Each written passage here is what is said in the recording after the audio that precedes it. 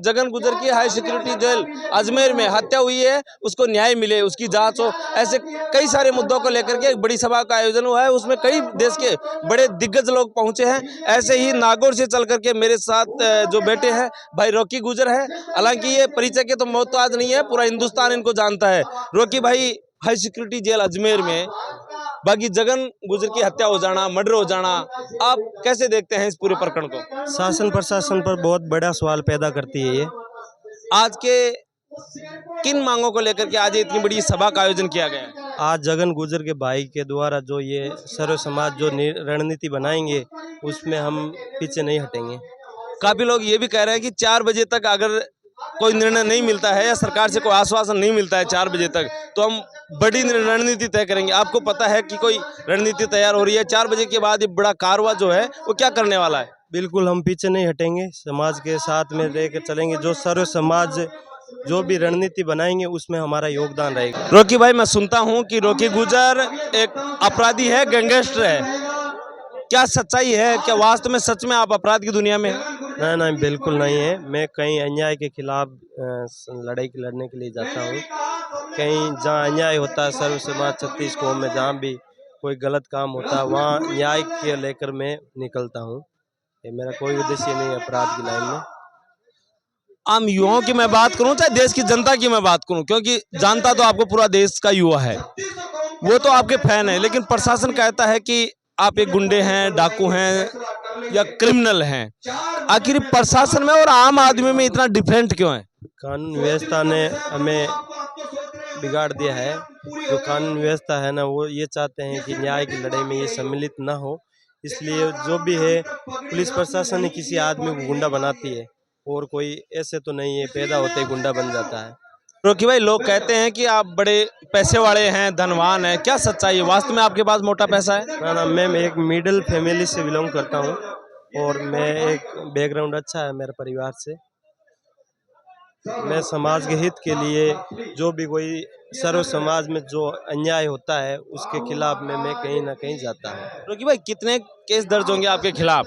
ना ना, बिल्कुल वो राज जो भी है राजगारी मुकदमे है सर। अपराधी कोई नहीं है ना, अपराधी कोई नहीं। रोकी भाई, आपने एक कोटा में देवा गुजर की हत्या हो गई थी, उसको लेकर के बड़ी लड़ाई लड़ी थी।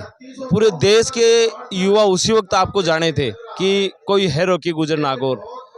क्या फिर न्याय मिला था? कहाँ कहाँ से कितनी आपने लड़ाई लड़ी थी? क्या सच्चाई थी? बिल्कुल, मैं न्याय के लिए वहाँ गया था, लेकिन वहाँ की जो भी है वहाँ की पुलिस प्रशासन, वहाँ का जो ये राजनीतिक षड्यंत्र है, उन देवा के गुजर के विरोध में लोग खड़े भी हुए थे, हमारे समाज के भी थे। लेकिन जो भी चल रहा है वो एक घटना गलती हो रही है उसके साथ। उनके परिवार वाले आज दुखित घटना से गुजर रहे हैं। एक देवा गुजर के जो पक्ष में वो हो रहे वो भी एक हत्यारों के सपोर्ट में ही खड़े थे। हमारे समाज के कई भी नेता भी थे लोग इनमें, हमारे समाज के लोग भी थे खड़े। रोकी भाई, आपको मैं देखता हूँ कई बार सोशल मीडिया पर कई युवा आपको टाइगर के नाम से, डॉन के नाम से, भाईजान के नाम से ऐसे शब्दों से संबोधित करके आपके साथ की चाहे फोटो हो चाहे आपकी पर्सनल फोटो सोशल मीडिया पर पोस्ट करते हैं। फिर लोगों का जो आउटपुट मिलता है वो ये मिलता है कि रॉकी को देख करके युवा बदमाशी की ओर बढ़ रहा है। आप क्या संदेश देंगे यूथ को कि बदमाशी करनी चाहिए, नहीं करनी चाहिए, क्यों नहीं करनी चाहिए, या सच में आप बदमाश हैं या एक भाईचारा बांटते हैं?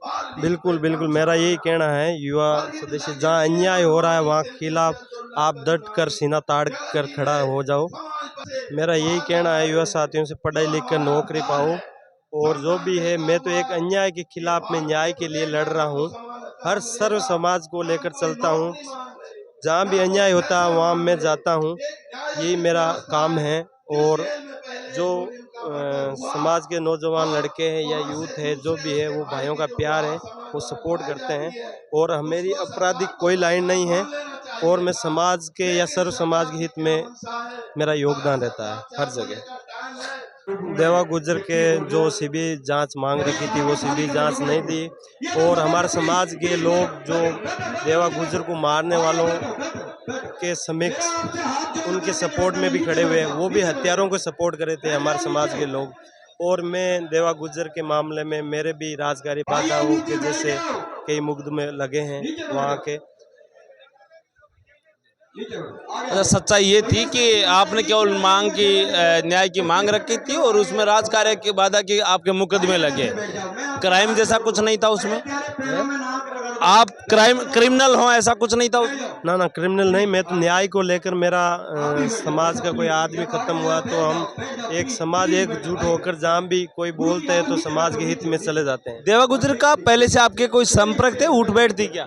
बिल्कुल बिल्कुल, देवा गुजर मेरा एक अच्छा मित्र थे, अच्छा दोस्त मान लो या मेरा भाई मान लो, अच्छा था। कई बार हमारे नागौर साइड में आते या कई बार आते तो मिलते जुलते। वो भी एक समाज के लिए अच्छा व्यक्ति था जो समाज के हित में कई बार कई प्रकरण भी जो मामले उठाए ये समाज के हित में। सिद्धांत स्वभाव कैसा था देवा का? हैं? सिद्धांत स्वभाव कैसा था? देवा गुजर का सिद्धांत स्वभाव से अच्छे व्यक्ति थे। याद आती है देवा गुजर की? बिल्कुल बिल्कुल याद है। तो सरकार ने आखिर क्या कहा और क्या कह करके ऊपर हाथ कर दिया, न्याय मिला था या नहीं मिला था? वहाँ समाज में जो एकजुट होकर समाज के खिलाफ समाज खड़ा हो जाना, यही तो हमारे समाज की सबसे बड़ी कमी है। देखो, आप जो देवा गुजर का हत्याकांड हुआ था उसमें रॉकी भाई ने बड़ी मजबूती से अपनी न्याय की गुहार लगाई थी, लेकिन सच्चाई क्या थी आपने काफ़ी सोशल मीडिया पर या व्यक्तिगत बातों में जो बातें सुनी, मनगढ़ंत बातें थी। आज सच्चाई मैं भाई रॉकी गुजर से रूबरू होकर के जानने का प्रयास किया हूँ। आपने सारी सच्चाई देखी है, वो कैमरे में कैद है। जय हिंद, जय भारत।